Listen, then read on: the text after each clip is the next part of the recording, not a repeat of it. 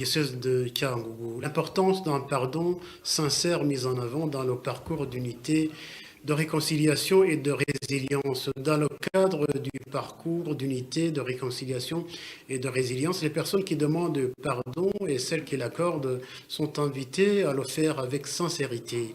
Selon les encadreurs de ce processus, un pardon ou une demande de pardon qui ne vient pas du cœur peut fragiliser le cheminement intérieur, voire entraîner des retours en arrière lorsque la vérité n'est pas pleinement assumée. Ces messages ont été réitérés lors d'une activité de demande et d'octroi du pardon organisée dans la paroisse de Mouchaka au sein du diocèse catholique de Kiangougou. Jean-Pierre Mbarushimana, l'un des participants, a reconnu avoir participé au génocide perpétré contre les Tutsis en 1994. Il explique que pendant longtemps, il avait l'impression qu'il serait impossible d'approcher les familles qu'il avait meurtries. Pourtant, lorsqu'il a finalement décidé de rencontrer Caroline Ndoumokiza, l'une des personnes qu'il avait blessées, il a découvert qu'il l'accueillait avec compassion et humanité. Aujourd'hui, affirme-t-il, leurs relations sont apaisées. De son côté, Caroline Ndoumokiza, qui a accepté de le repentir de Mbarushimana, souligne que le pardon ne devrait pas dépendre des conditions particulières.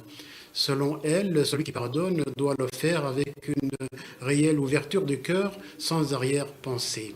Mathilde Nyendaïmana, secrétaire exécutif du secteur de Gashonga et accompagnatrice du parcours d'unité, de réconciliation et de résilience dans la paroisse de Mouchaka, explique que certaines personnes peuvent rencontrer des blocages lorsque leur démarche n'est pas fondée sur la vérité et lorsque elles ne sont pas prêtes à poser des actes de charité et de réparation.